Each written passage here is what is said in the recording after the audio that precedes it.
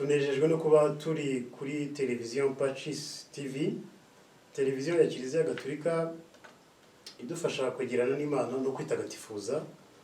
Uyu munsi rero dufite umutumirwa Padiri Mukanyara Twibwira.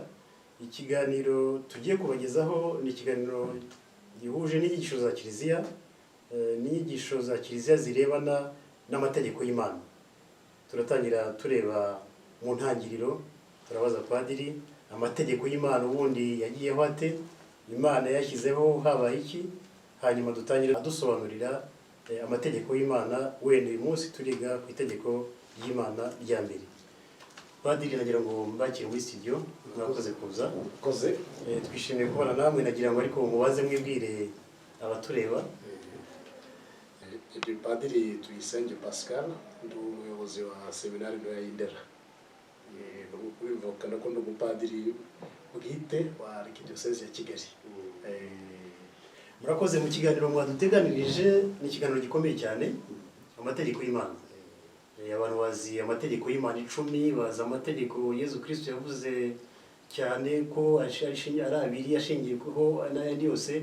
Ariko Padiri, nagira ngo ubanze dusobanurire Imana kuki yashyiriyeho amategeko abantu. Imana buriya yari ifite umugambi wo gukiza abantu kuva ibarema, kuva ku ntangiriro Imana irema abantu yari ifite umugambi wo kubakiza. Nubwo abantu baje kugeraho bagacumura, bakora icyaha, bakitandukanya n'uwo mugambi, ariko Imana ntabwo yigeze iteshuka kuri uwo mugambi wayo wo gukiza muntu.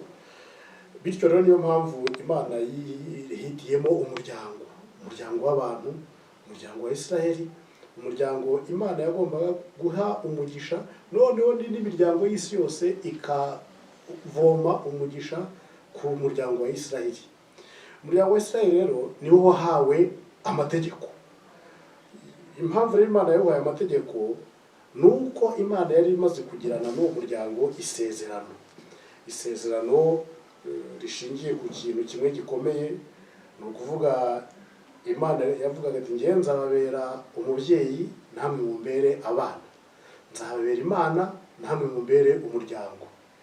Iryo sezerano rero ryabayeho ryigaragaza cyane cyane nyuma y'amateka akomeye umuryango wa Israeli wari uvuyemo mu Misiri, nk'uko tubisoma muri Bibiliya igitabo cy'imuka Misiri, uburyo umuryango wa Israeli uri mu bucakara mu Misiri. Imana ikaza gufata gahunda, ifata umugambi ivuga iti ngewe ngiye kuza mbatabara.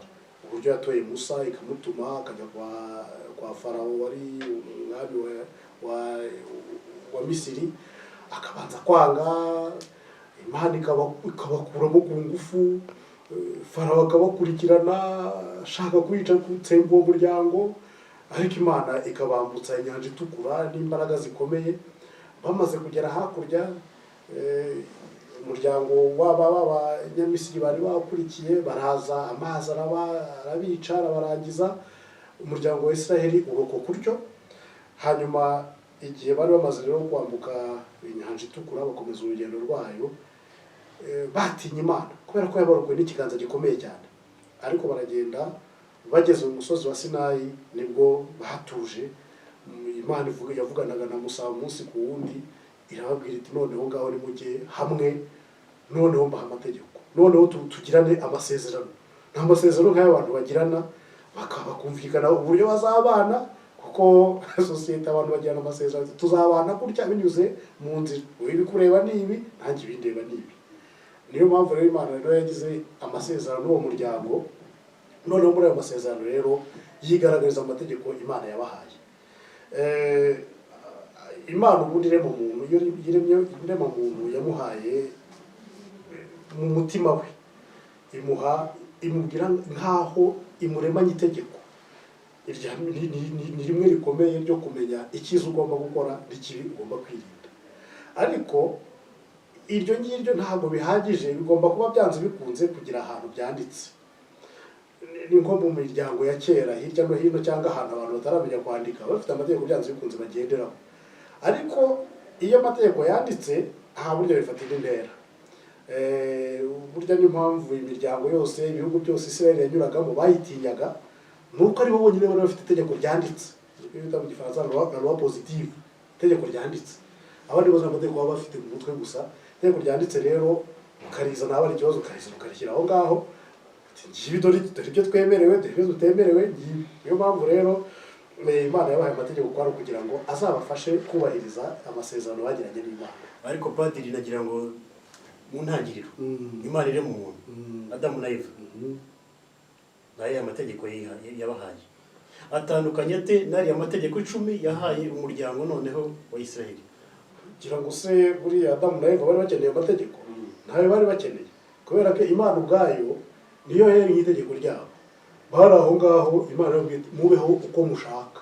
Amategeko abaho kubera ko habiho ibyaha bitariho, gucumura bitariho, gutana bitariho, amategeko ntiyaba ngombwa. Imana ibarema rero ntabwo yateganyaga na gato ko bazakora icyaha, niyo mpamvu nta mategeko yari yarashyizeho.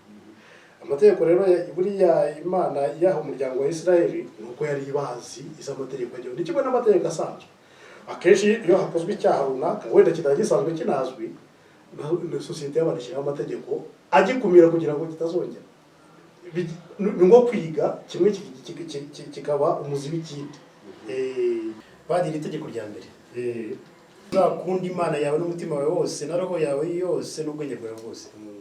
Iryo tegeko iryo Yezu Kristo yavuze ko ari naryo rya mbere, murisobanura mute? Umuntu yaryumva ate muri iki gihe? Ari ngiye kuvuga ngo Yezu yawe yaravuze ko ari rya mbere ikaba ari rya kabiri. Oya, niryo tegeko ribumbya ayandi yose nk'uko Yezu Kristo yabivuze. Muri make iryo tegeko riturukana ryo mu isezerano rya kera. Yezu noneho uzi ko bamuregaga ko yica amategeko, bakamureka yuko adashaka gukurikiza itegeko rya Musa. Itegeko rero ko Yezu yarivuze rishingiye ku itegeko rya Musa, dusanga hanini riri mu gitabo cy'ivuguramategeko ndetse no mu gitabo cy'iyimuka Misiri. Harimo amategeko menshi. Iryo tegeko rero ubundi ritangira rivuga riti tega amatwi Israheli, Nyagasani Imana yacu niyo Mana rukumbi. Nyagasani Imana yacu niyo Mana rukumbi. Aya ni amagambo dusanga mu gitabo cy'ivuguramategeko mu mutwe wa 6 umurongo wa 4. Bishaka kuvuga iki rero? Bishaka kuvuga ko Imana yiyeretse muntu. Ngarutse aho ngaho kuri ya ntandaro ya nkomoko y'amategeko. Imana yiyeretse muntu ite? Hano umuryango wa Israeli Imana yawiyeretse igihe ibukuye mu Misiri. Imana yinjira mu mateka y'umuntu.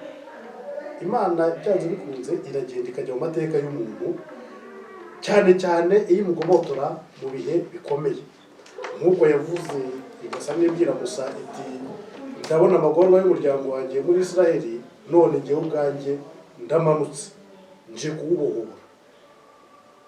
Israeli mu bihe bikomeye, Imana rero yiyemeza kuza kuyigobotora muri ayo mateka yari arimo akomeye. Iyo Imana we imaze kwiyereka ikiyereka umuntu, hari ibintu nawe agomba gukora byanze bikunze. Icyambere ni ukuyimenya, ukayimenya, ukayubaha, ukayiramya. Ibyo bintu bitatu ni ngombwa: kumenya Imana, kumenya kuyubaha no kumenya kuyiramya, kubera ko iba yinjiye mu mateka yawe. Kenshi na kenshi Imana yagiye yinjira mu mateka y'abantu, natwe burya yinjira mu mateka yacu umunsi ku wundi. Iyo dusomye Bibiliya ni ibintu bigaragara. Reka dufate nka Bikira Mariya. Bikira Mariya na Yosefu bari bifitiye umugambi wabo wo kuzibanira mu buryo busanzwe. Imana iraza itayivana mu mateka yabo. Ibyo bari barashyize barapanze byose bijya ku ruhande, aho binjira mu mateka, binjira muri gahunda y'Imana, umugambi w'Imana wo gukiza abantu, biyemeje kuba ababyeyi bo ku isi ba Yezu Kristo. Padiri, nagira ngo dusobanure iki kintu ko kirakomeye. Imana yinjira mu mateka y'umuntu. Kuki yinjira mu mateka y'umuntu? Kuki itari ko umuntu ngo yigenge? Ubwigenge bw'umuntu bushingiye hehe? Ubwigenge bw'umuntu bukomoka ku Mana, bukomoka ku Mana gute? Imana yaremye muntu, nibyo mwabazaga mu kanya. Imana yaremye muntu, hari ibintu yamuhaye bitatu bikomeye. Yamuhaye ubwenge, imuha ubwigenge, ndetse imuha no kwishyura ukiza, niko navuga. Imuha no kumenya gusasanura icyiza n'ikibi. Bwa bwigenge bwa muntu nk'uko mumbajije muti Imana niba yinjira mu mateka y'umuntu, ubwigenge bwa muntu buri hehe? ubwigenge bwa muntu kwigenga si ukuvuga gukora icyo ushaka. Kwigenga mu mugambi w'Imana ni ukuvuga kwigenga ariko wigenga mu byo Imana ishaka kukugezaho. Ntabwo ari ukuvuga ngo ndakora icyo nshaka kuba ikigenge, kuko no mu Kinyarwanda kwigenga no kuba ikigenge ni ibintu binyuranye. Kuba ikigenge ni ukuvuga nakora icyo nshaka, ntaho umuntu atambuka nkamuhohotera nta kibazo. Oya, uwigenga yigengera mu mugambi w'Imana. Niyo mpamvu rero Imana yinjira mu mateka y'umuntu ikajya muri bwa bwigenge bwawe kugira ngo ikuyobore ku cyiza, ikuyobore ku cyiza kiuganisha muri wa mugambi ifite yo kugukiza. Nubwo bwigenge bwawe ntaho bushingiye. Bityo rero ibyo navugaga mu kanya, uko Imana yigaragariza umuntu nawe aba afite byanze bikunze inshingano zo kugaragaza Imana mu migenzereze ye. Uko Imana ikwigaragaje nawe ugomba kuyigaragariza abandi bigaca mu migenzereze yawe byanze bikunze. Imana niba twavuze yuko ikwiyereka mu mateka ikakwiyereka mu byiza, nawe ugomba kuyigaragaza mu byiza. Hari umuntu ushobora kutayibona cyangwa kutayimenya, ariko akazayimenya bitewe n'uko akubona. None se ntitujya tureba umuco wacu wa Kinyarwanda, umuntu bakamureba bakavuga bati ariko runaka uriya ni Imana y'u Rwanda, baturiya muntu nubwo bamubonye ko hari ikintu asumbije ubumuntu busanzwe. Bamubona nk'ubwo bumana nyine ku kigero cyabo uko babyumva.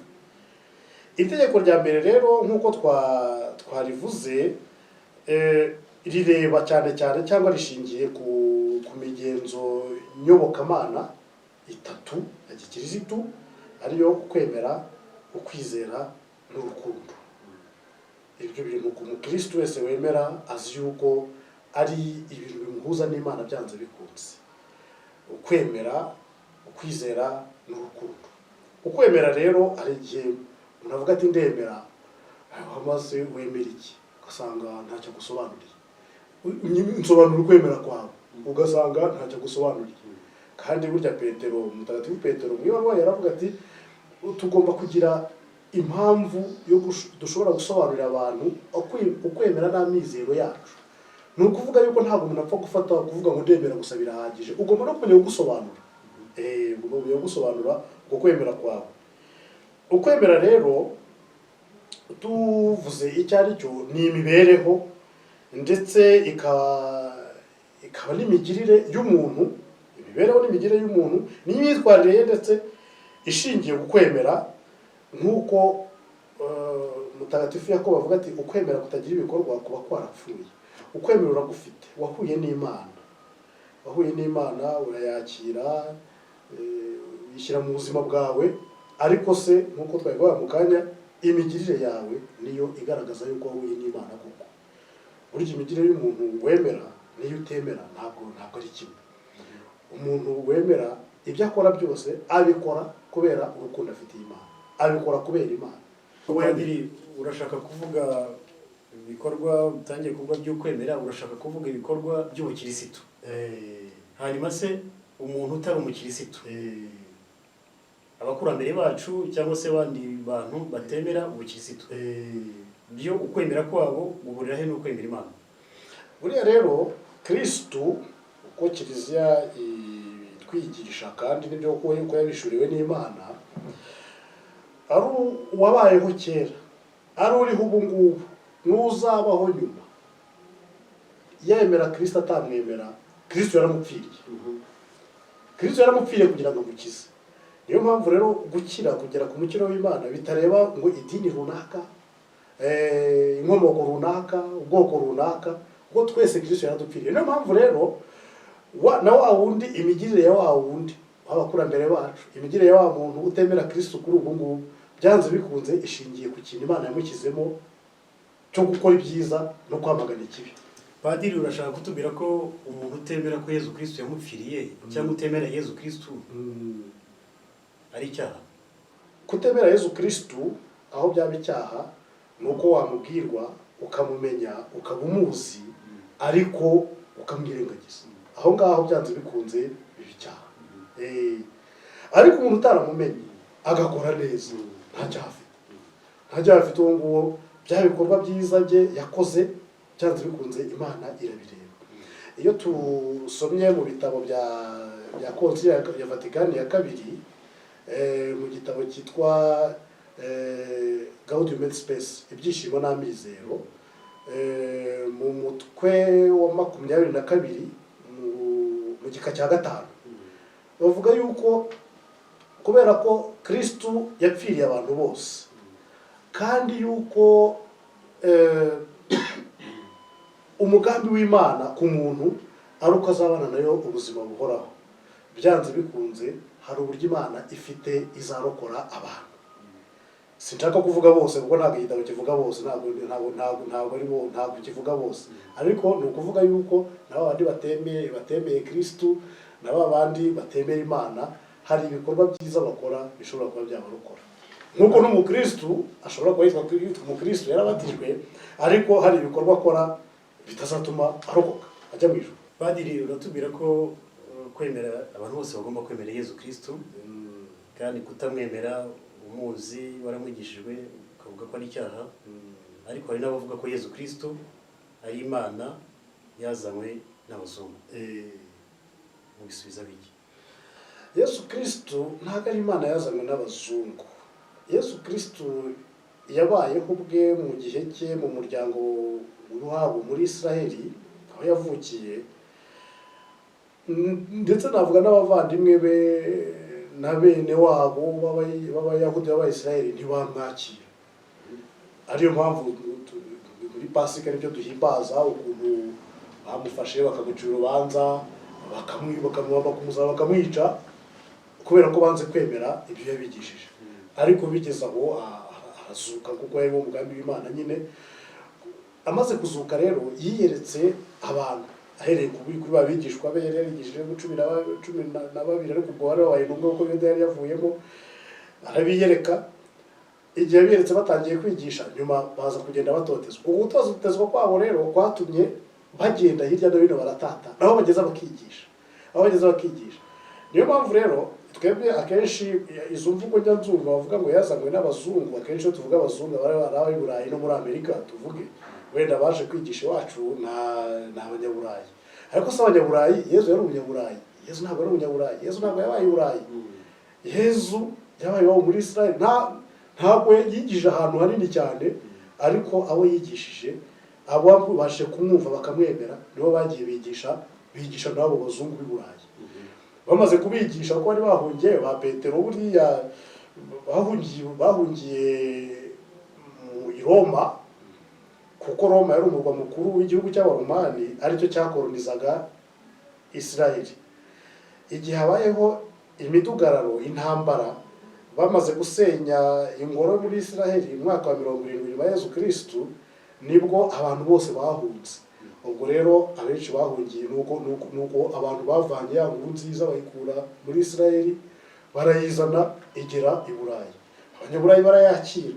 Bamaze kuyakira bumva ko nabo bagomba kuyamamaza hirya no hino nkuko nabo bayakiriye. Nubwo buryo rero none yageze i Burayi. Igeze i Burayi, Abanyaburayi nabo bayikwirakwiza hirya no hino, ya nkuru nziza bayituzanira. Ariko ntabwo ari Imana yazanywe n'abazungu. Ntabwo twavuga ngo twari dusanzwe dufite Imana yacu, njya mbyumva. Ni byiza rwose twari tuyifite, twayitaga amazina anyuranye, Rurema, Rugira, n'andi mazina anyuranye, niko twabyize twese muri gatisimu tukiri abana. Ariko Imana navuga twahishuriwe, itarazanywe ahubwo twahishuriwe, ni Imana ya Yezu Kristo. Iyo Mana ya Yezu Kristo rero isumbye kure ya Mana y'u Rwanda twavugaga. Ya Mana y'u Rwanda ni nziza, hari aho yageraga mu myumvire yacu, ndetse yanafashije n'abakurambere bacu mu myaka bakiriye inkuru nziza. Iyo Mana bari basanzwe bayizi, ijambo ry'Imana bigishijwe ryabafashije kunonosora bwa bumenyi bari bafite ku Mana. Noneho bemera ya Mana Yezu Kristo atubwira, Imana yaremye. Kubera ko ibyo ni ibintu ubundi bisanzwe abantu bose bashobora kugeraho, ndetse umuntu ashobora guhishurirwa, Imana ishobora kwishurira umuntu mu buryo bwinshi. Umuntu ushobora kureba ibyaremwe, wareba ibyaremwe ukavuga uti ibintu ntabwo byishyizeho, hari inkomoko yabyo. Iyo rero ugeze kure uvuga byanze bikunze bituruka ku Mana. birakuyobera n'ibyo ngibyo bituruka ku Mana. Kuba bituruka ku Mana rero kuvuga ko uba utangiye guhishurirwa Imana uburyo yigaragaza iza buhoro buhoro, ntabwo izi icyarimwe. Burya rero no mu kwemera kwacu sibyo ngarutse no ku kintu cyane no mu kwemera kwacu, burya nta rero ushobora kuvuga ngo Imana ndayifashe ndayifite gutya 100%. Uko ushaka kuyegera niko igucika, ugomba kujya bishakashaka rero umunsi ku wundi. Niyo mpamvu rero ntabwo Imana twemera ubu ngubu ya Yesu Kristo ntabwo ari Imana, ntabwo ari ya Mana yari isanzwe ino. Imana uburyo twari tuzi Imana bwanonosowe n'Imana twigishijwe twahishuriwe ya Yesu Kristo. Imana Yesu Kristo we avuga ati Imana data. Ariko padiri nagira ngo mubaze abanyarwanda cyangwa muri rusange abanyafrika bataramenya Yesu Kristo bari bisanzwe bafite umuco wabo, imigenzo yabo. Abaje bavuga ivanjiri byose babyise ko ari ubupagani. Mu by'ukuri nta muco mwiza bari basanganywe, kubana, kugira urukundo, gutabarana, kubaha, indi migenzo nk'iyo ngiyo. Nagira ngo dusobanurire icyo bigaragaza n'ishusho bifitanye n'Imana. Ko hari abigeze kwandika ibitabo ko ari iyo migenzo myiza yose ari pierre d'attente, kuvuga ko ibitegereje gusa urumuri rwa Yesu Kristo. Bihurira hehe abisi Imana, abisi mico n'imigenzo y'abanyarwanda y'abanyafrika batazi Yesu Kristo ko ari imihango ya gipagani? Mu bisobanuro mute? Ntabwo ari byose bakuyeho, kuko burya gukuraho byose icyo gihe waba usenye burundu, nta naho wahera wigisha na ya Mana Yesu Kristo duhishurira. Ahubwo abantu bagendeye n'abigishije inkuru nziza ba mbere, buriya hari ibyo basanze binyuranye n'ubukristo. Ibyo ngibyo wenda binyuranye n'ukwemera abantu bagombaga kujyamo, nibyo bagiye bakuraho bakavuga bati ibi ngibi mubireke. Tuvuge nko kuraguza se, umuntu ujya kuraguza nuko abatemera Imana. Ni ukuvuga ko bwabo ububasha ubundi bwagombye kuba ubw'Imana, abufasha akabushyira mu muntu, akajya kuraguza akabwira ibizambaho. Uwo muntu se yabivanye yabiza, dore ko umuhaye ububasha bw'Imana kandi atari Imana. Ibyo ngibyo by'ubupfumu byo kuraguza nibyo ukwemera kwacu twahishuriwe kuba kuvanaho. Ariko ibindi bintu bijyanye n'ibikorwa byiza bigaragaza mbese imyemerere y'abantu ntabwo babivanyeho. Iyo abantu basanzwe bafite ibikorwa by'ubufatanye, tuzi ko muri Afurika ni ikintu cyiza cyane gisanzwe kimenyerewe, k'abanyafurika bagaragarizwa cyane ku cy'ubufatanye, ikintu cya solidarite. Bakagira ikintu cyo mu mibereho yabo kubana n'abandi nka communauté. Ntabwo umunyafurika ari umuntu ubaho wenyine. Kubaho wenyine burya birimo biragenda bisa n'ibidufata, ariko ntabwo ari byo mu muco wacu wa Kinyafurika. Communauté ikintu cy'ubwubahane, umuntu akamenya uwo yubaha, akamenya abo yubaha. Ibyo byose ni ibintu biri muri Afurika, ariko ntabwo babandi babivanyeho ngo babifashije babigize ibikristo. No muri Kiliziya n'ubu ngubu birabyemera icyo bita inculturation. Ni ugufata umuco, ibintu by'ingenzi biri mu muco tukabihuza n'ubukristo. Icyo gihe byanze bikunze wa muco wacu ukinjira mu bukristo. Ikinyuranyo cyo waba ari ikindi gufata ubukristo noneho ugashaka kubwinjiza mu muco wawe. Icyo gihe nibwo ushobora gufata ibintu bitari ari bizima mu muco wawe, ugasanga urabikristianiza, urabigira ikristo kandi atari byo. Rimwe na rimwe rero bishobora kugenda bikavamo ibyaha bene ibyo ngibyo. Ariko gufata ubukristo, umuco wawe ukawinjiza mu bukristo, ni ukuvuga ni nko kuwumesa, kuwufura, ugakuramo twa tuntu tutari twiza, hanyuma noneho ibisigaye byiza ukabyinjiza mu bukristo.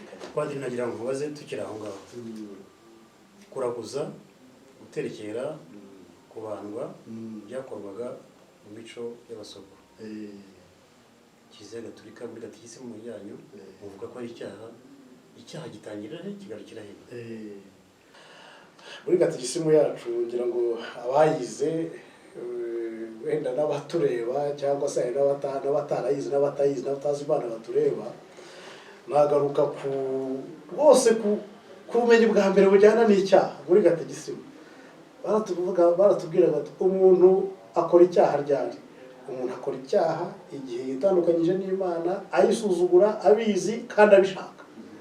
Ni ukuvuga rero kuraguza, ni ugusuzugura Imana kuko bwa bubasha bwayo ubwivanaho ukajyana ku muntu. Guterekera akenshi baterekeraga, guterekera no kubandwa kwari nko byari nk'imihango abantu bakora yo kugira ngo bakire ibibi by'abazimu. Nta kintu cyiza cyari kirimo. Ari abo nigeze kumva cyangwa naho byandikwa mu minsi yashize ugasanga abantu babihuza ngo n'igitambo cya misa, ngo misa no guterekera bwa gikristo. Ntabwo ari byo. Mu misa twebwe dutura igitambo cya Yesu Kristo yitanze igitambo ngo dukize. Ariko se mu guterekera no kubandwa igitambo giturwa ni ikihe? Ahubwo kuko usanga harimo ibintu biteye ubwoba, tuvuge nko mu kubandwa. Padiri, guterekera kubandwa Abanyarwanda cyangwa Abanyafurika babifata nk'imico ibahuza n'abakurambere babo batakiriho. Muri Kiliziya Gatolika nabo bavuga abakurambere b'abatagatifu badafitanye isano n'Abanyafurika. Nagira ngo mu bihuze. Kuki Umunyafurika cyangwa Umunyarwanda atakwibuka, ataterekera, atabandwa yibuka umukurambere we? Burya rero ku Munyafurika ubandwa cyangwa se uterekera ntabwo aba ari ukumwiyambaza ngo amufashe kugira ikindi kintu yamugezaho. Ni ukumwurura, umuntu ufite uburakari, wa wundi wagiye. Ubwo burakari rero urumva ko ntabwo bwahurira n'umutagatifu. Abatagatifu ni abantu babayeho mu mucyo w'Imana, ni abantu twemera ko bari mu rumuri rw'Imana, bari mu Mana nabo ubwabo, babandi bashobora kudusabira ibyiza. Niyo mpamvu rero twebwe ntabwo twabigereranya no kujya kubandwa, guterekera, kuko kubandwa no guterekera ni ibintu no kugabanya uburakari. Ahubwo twebwe abatagatifu tubiyambaza kugira ngo baduhakirwe ku Mana. Umunyarwanda akitwa Petero cyangwa Pawulo, yakwitwa Sekamana, yakwitwa Hakizimana, bikaba icyaha. Ubundi burya nta kibazo. Kugira ngo ubaze ngo abo batagatifu muri Kiliziya Universelle wihuza abakristo bose baba bahuriye he n'Abanyarwanda? Burya rero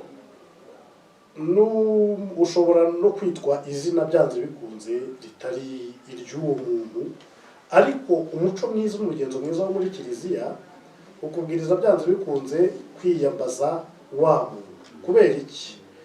Kuko niba wa muntu yarabayeho mu kuri, hari ikintu cyiza wamwigiyeho kandi ukaba uzi unabyemera yuko ari mu rumuri rw'Imana, byanze bikunze uzi ko ari cyo wamukuraho. Niyo mpamvu kumwiyambaza aho yaba ari hose, kuko Kiliziya ntabwo ari Kiliziya y'agace kamwe, ni Kiliziya y'isi yose. Iyo niyo tubona, kuko Kiliziya uzi ko harimo ibice bitatu. Hari Kiliziya yatsinze, ni ukuvuga abantu babaye muri ayo magorwa abatagatifu tuvuga, babaye muri ayo magorwa yo ku isi, bakaza kuyavamo, bakagenda bakabana n'Imana. Abo ngabo ni Kiliziya yatsinze. Hakaba Kiliziya ibabazwa, iri mu isukuriro, yitwa Purgatori. Aho ngaho hakunda gutera impaka nyinshi cyane ku bantu benshi. Ni ukuvuga ni abantu babayeho bakaza gupfa, ariko bagapfa batahanaguye ibyaha byose, hakiri u Rwanda tukibariho. Abo ngabo byanze bikunze bagomba kugira akanya, bagomba guca ahantu bagasukurwa ibyo byaha byabo, bakaba bahamagariwe kuzasanga babandi.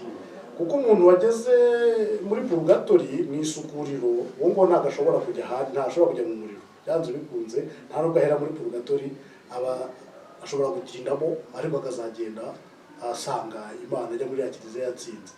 Hakaba rero na Kiliziya iri mu rugendo hano ku isi. Hariya kenshi abantu batabizi neza bareba, ari abashaka kuyitera amabuye, ari abashaka kuyivuga ibi n'ibi, bareba iyo ngiyo birengagije yuko inyuma hari Kiliziya ikomeye cyane, ari iyo yo mu isukuriro, ari na Kiliziya yatsinze iri mu rumuri rw'Imana. Padiri, iryo hame rya Purgatori murabizi ko riruhije kumvikana. Abantu bapfuye bamarira iki abakiriho, purgatori igisobanuro cyayo mu nyigisho za kiliziya, ubivoma he, ubishingira he, ibitabo bitagatifu cyangwa se mu nyigisho za kiliziya. Cyangwa se wenda ni birebire tuzabigarukeho, ariko icyo ni ikibazo abakristo bibaza. Ni ikibazo abakristo n'abandi bantu bibaza, twabivugaho muri make cyane, wenda tukazabigira ikiganiro cyihariye ku bijyanye na purgatori.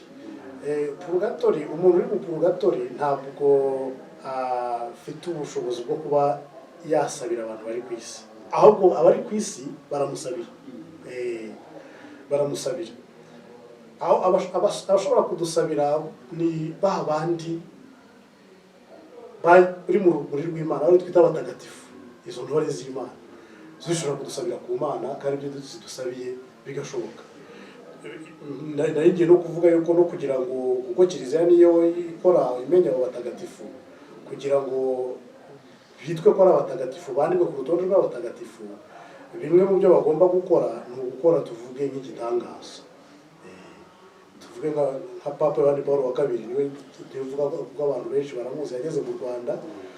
Buriya kuba umutagatifu byarihuse cyane, kubera yuko tuzi ko byamwishe cyane, yari arwaye indwara ya Parkinson ituma uratitira. Mbese noneho igihe abantu bavuga ati uyu mupapa yawe umutagatifu, bamaze gutangira gahunda yo kuzamugira umutagatifu, hari umuntu wari urwaye iyo ndwara nawe nk'iyishe Papa Yohani Paul wa kabiri, arwaye Parkinson, amwiyambaje arayikira.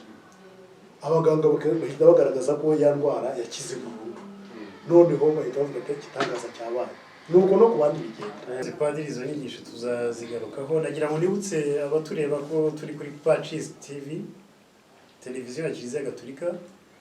Nagira ngo mukomeze mukurikire iki kiganiro, ariko kandi abafite ibibazo bazatwandikire kuri SMS, kuri telefone muza kubona munsi aho ngaho kuri televiziyo. Padiri, nagira ngo dukomeze iri tegeko rya mbere.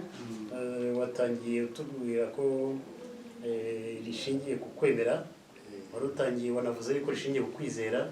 Nagira ngo mukomeze musobanurire. Tangiye mvuga ko rishingiye ku kwemera, ukwizera n'urukundo, imigenzo myiza mboneza iduhuza n'Imana. Ukwemera rero nk'uko twavuze ko ariko gushingirwaho imigirire n'imibereho y'umukristo, y'umuntu wemera, umuntu wahuye n'Imana. Ukwemera rero turagufite. Iyo ugufite byanze bikunze, ntabwo kuba kuri aho ngaho kumeze nk'ikintu cy'ikibuye kiri aho.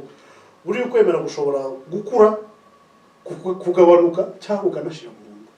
Niyo mpamvu rero abantu burya tugomba gukora ibishoboka byose kugira ngo uku kwemera kwacu tukugumane, ko kugabanuka cyangwa gushira. Nuvuga tugomba kugaburira ukwemera kwacu.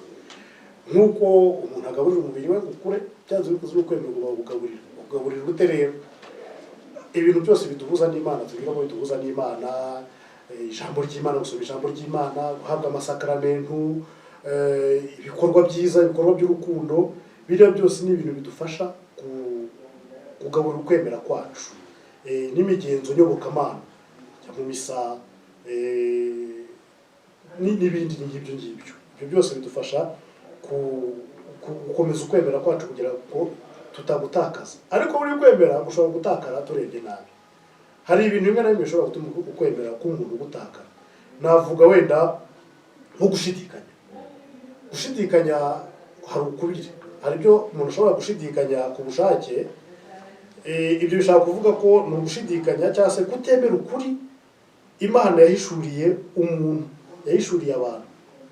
Ugashidikanya, ariko se yego ndemera, ariko se biriya bintu buriya nibyo cyangwa ntabwo ari byo.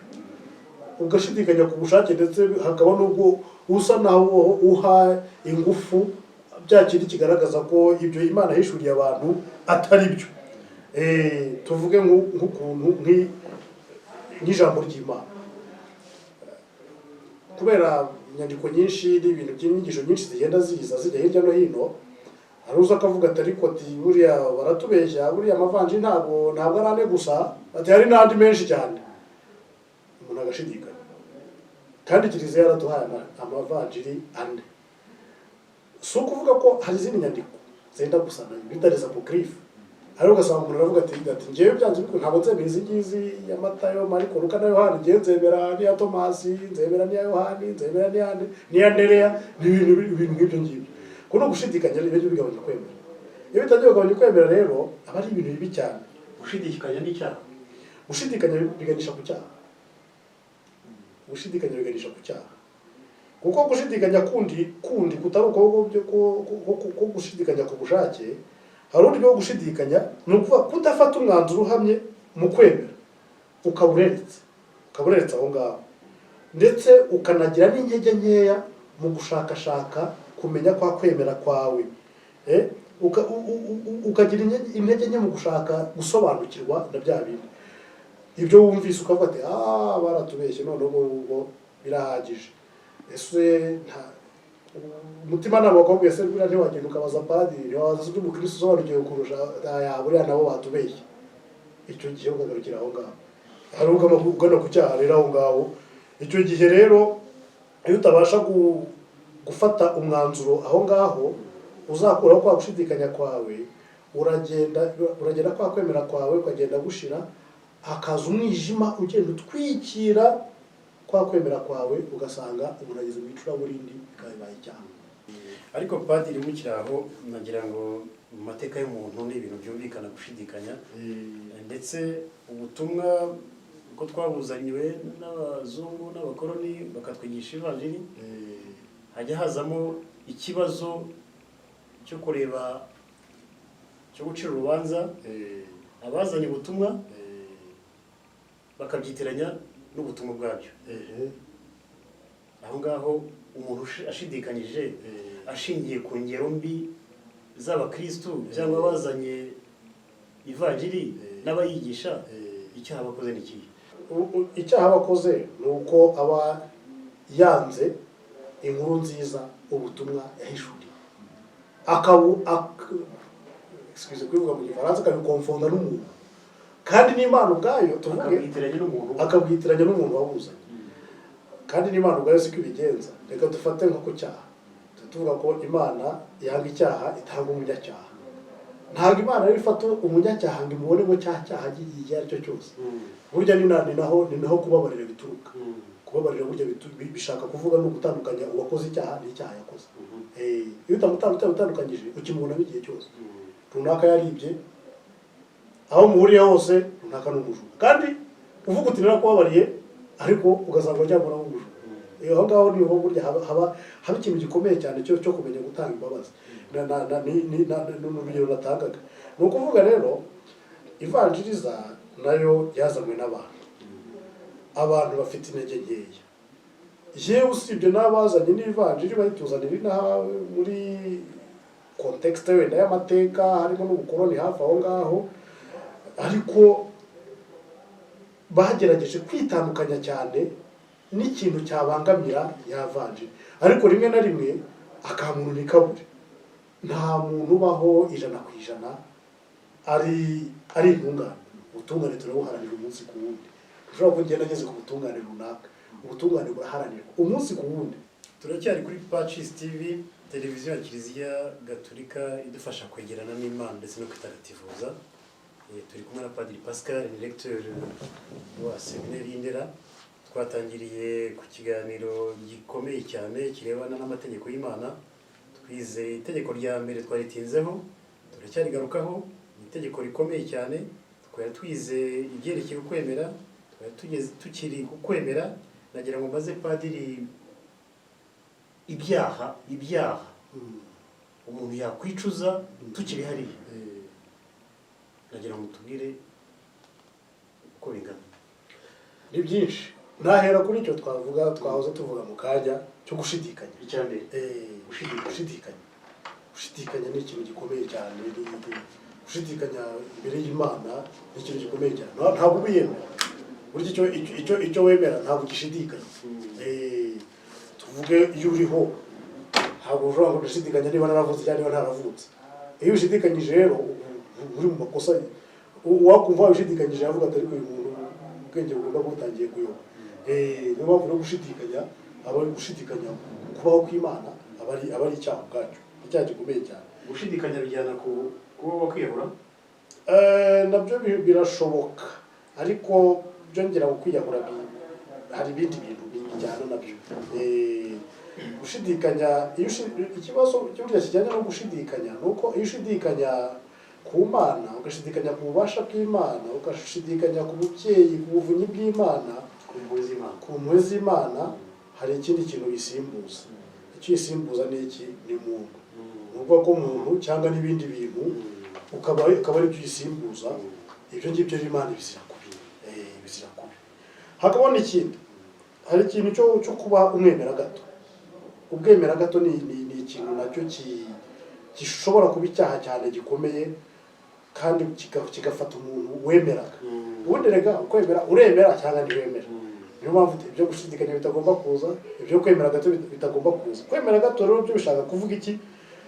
Kumwemera gato ni ukubivuga kudaha agaciro iby'Imana ubwayo yihishuriye ubwayo, ndetse ntunabyiteho ngo wumve ko bifashe ku mutima wawe. Aha ngaha navuga nk'uko Imana ishobora byose. Noneho ibyo bintu Imana yabyishuriye ivuga ati njyewe ndi Imana ishobora byose, ndi Imana umutware w'ingabo, ndi Imana yawe yakuvanye mu gihugu cya Misiri. Utavuze igihugu cya Misiri wakuvuga, buri wese yavuga nawe mu mateka ye aho Imana yamukuye. Noneho ukagera ukavuga uti nshobora kuba ari njye wabyikoreye cyangwa hari ubundi buryo byabayeho. Ubwo uri ubwemera gato. Ibyo ngibyo rero ni ibintu byanze bikunze biganisha ku cyaha, ushobora kuba icyaha. Hakabona n'ikindi noneho cy'ubuyobe. Ubuyobe ni iki? Ubuyobe dukunda kubwumva, hari abantu benshi bita abandi ngo ni abayobe, ariko ntabwo ariyo magambo akoreshwa ajyanye no kwemera turimo tuvuga. Ubuyobe kuri Kiliziya mu nyigisho yayo ni ugutsimbarara mu kwanga ukuri kwahishuwe, kwa kuri wagombye kwemera nk'uwabatijwe. Iyo wabatijwe uri umukristo, hari ukuri ugomba kubuza ibyanze bikunze, kwa kuri kw'Imana, kwa kuri gukwemera, kwa kuri kwa Yesu Kristo. Noneho rero ukuyoba ni ugutsimbarara ku kintu kinyuranye na kwa kwemera kwawe, kinyuranye na bya bindi Imana yishuriye ubwayo, bya bindi wagombye kwemera.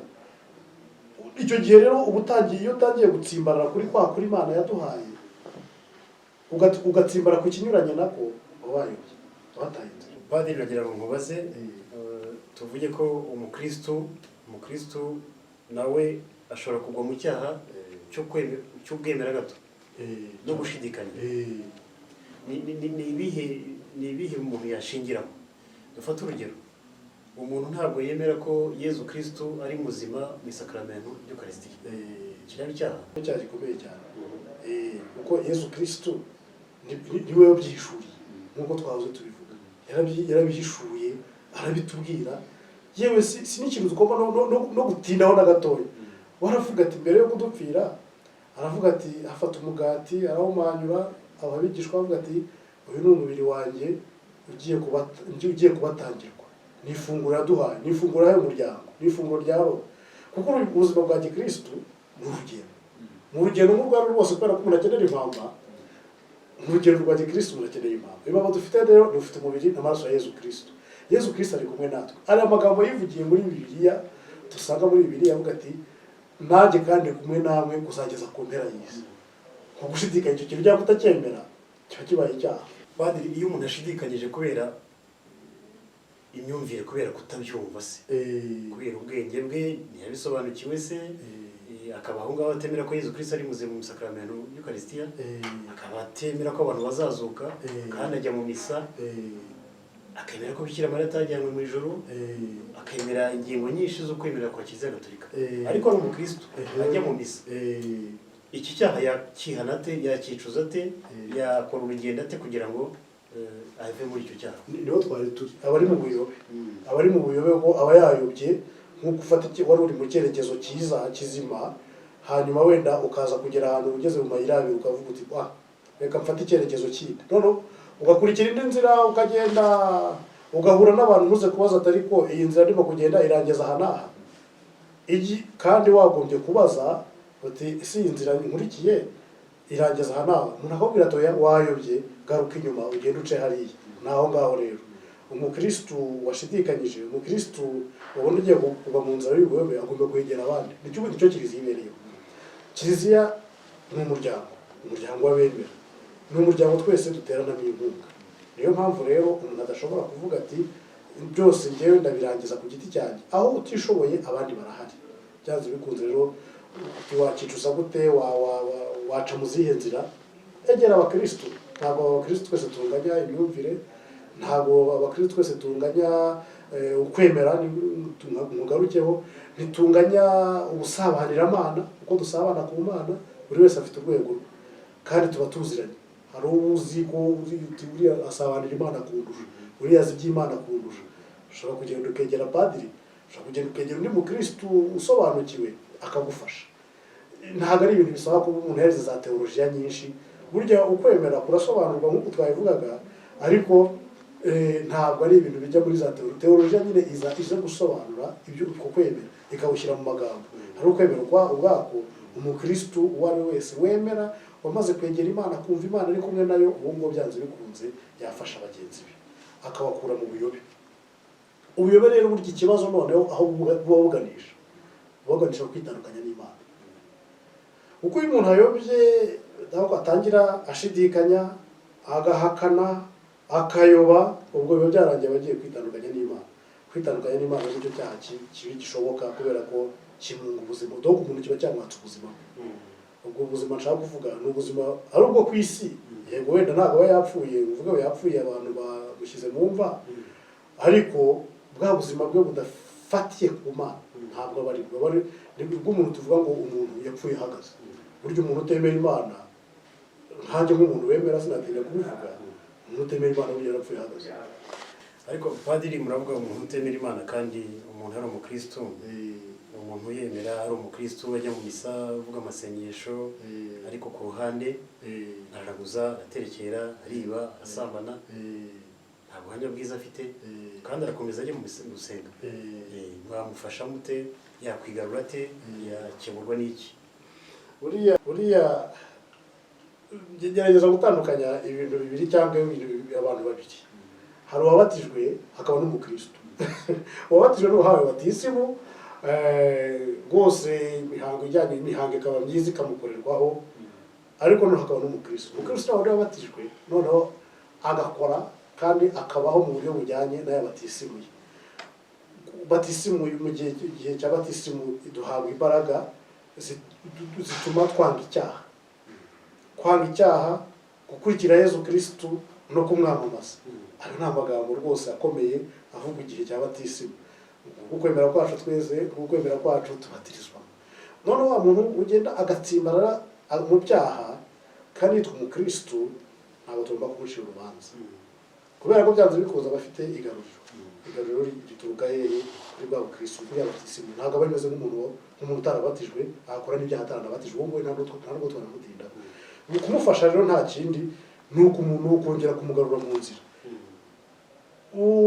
Ikintu gikomeye cyiza burya abakristu dushobora kwemera, Pawulo Mutagatifu abigarukaho, na Yezu Kristu yabigarutseho, ni ugukeburana.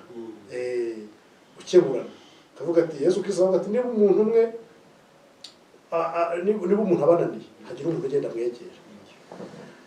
Nananira umwe, mu mwaniro wa kabiri, mushyire mu ikoraniro hagati. Nabananira mwese muzamufate nk'umupagani n'umunyabyaha, ariko Yezu avuga. Murakoze padiri, nagira ngo hari aho mugeze kuvuga ko hari ibigirwamana, wenda kera bari Abanyarwanda, Abanyafurika cyangwa se ku isi yose abantu bari bafite ibigirwamana, nk'uko twagiye tubyiga mu mateka, ariko akenshi byagiye bisimburana, byagiye bishira.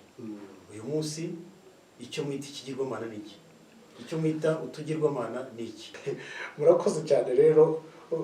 Ibigirwamana byabayeho, abantu bakabyiyambaza, bakabyemera, yewe mu mico yose ni na iwacu.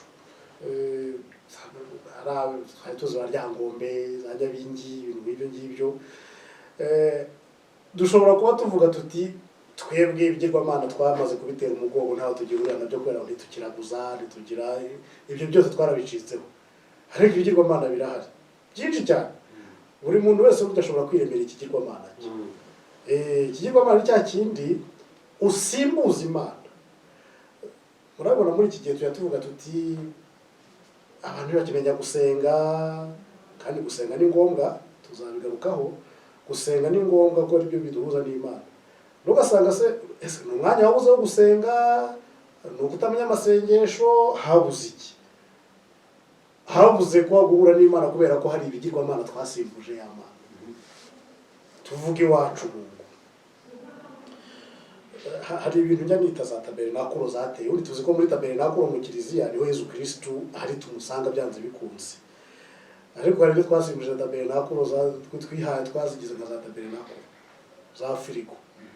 Ngaho umuntu aragenda akibera mu kabari, ntabutekereza ikindi icyo ari cyo cyose, yavuye mu kazi cyangwa ugasanga za nzoga tuvuge nizo yahaye agaciro n'ibiganiro agira n'abandi bantu mu kabari. Akabari kakita donc firigo ikaba yarabaye tabernakuro y'ikigirwamana. Hari za ekara za televiziyo, ekara za telefoni, navuga kuri za WhatsApp zacu, ibituriho bya social media n'ibindi byose, ugasanga byatwaye umwanya w'Imana. Ni ibigirwamana. Icyo ni ibigirwamana. Iyo nayo yita tabernakuro yindi. Hari ukajya kureba imipira, twabuze umwanya wo gusenga, twabuze umwanya wo guhura mu rugo natwe, uhure n'umugore, uhure n'abana, uhure na bagenzi bawe. Ibyo byose ni ibigirwamana warishyiriyeho. Ariko si ibyo gusa, hari n'ibindi. Wenda tuzagira no umwanya wo kongera kubivuga, byanze bikunze tuzabivugaho. Amafaranga. Turiruka turayashaka, ku buryo adutandukanya n'abantu, tugahemuka, tukagira gute kubera amafaranga. Abaye ikigirwamana. Iyo ushobora kwica, ushobora kugirira nabi mugenzi wawe kugira ngo ubone amafaranga. N'indi mitungo, amafaranga, kuvuga amafaranga ni ukuvuga n'indi mitungo yose, kwigwizaho imitungo, kumva ko ufite umutekano mu mutungo, security yawe iri mu byo utunze. Imitungo ibaye ibigirwamana. Ubwenge, ukavuga uti ngiye nzabushaka, mbone za doktora runaka, narenga ngire gute, ni byiza. Ariko igihe ibyo ushaka gushyira muri ubwo bwenge bwawe atari ibintu bizagufasha mu kwemera no gukuza ingoma y'Imana ku isi, ndetse bikagira naho bigutesha kumva no kugera ku Mana, byabaye ibigirwamana. Ubuhanga, dore ubwenge n'ubuhanga, aho ngaho nongeraho n'ubuhangange. Ushaka guharanira kuba igihangange, amakuzo. Mbese bijyana bya bindi shitani yagiye kugerageza Yesu Kristo mu butayu.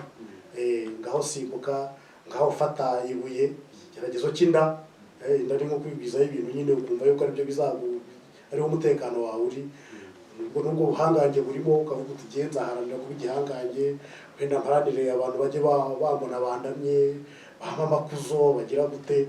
Ibyo byose ni ibigirwamana. N'ibindi. Padiri murakoze. Nagira ngo nibutse abareba televiziyo Pacis TV ko turi kuri televiziyo ya Kiliziya Gatolika idufasha kwegerana n'Imana no kwitagatifuza. Tugeze ahantu abantu bagomba kuba bazatekerezaho cyane, ibigirwamana by'ubu, utugirwamana tw'ubu. Padiri yaravuze firigo, ariko yaravuze televiziyo, yaravuze WhatsApp n'ibindi birangaza cyane urubyiruko. Turagira ngo ikiganiro cyacu gikomeze, ariko kandi dusaba abatureba kubaza ibibazo. Tubaze ibibazo, mubyandike kuri SMS, murebe kuri telefone hasi, tubibaze Padiri. Iki cyaha cyangwa ibyaha bigize itegeko rya mbere ry'Imana ni ibyaha kenshi dukomeza gukora ariko tutabyita icyaha, bikadutandukanya n'Imana, bikadutandukanya no kwemera kwa Kiliziya.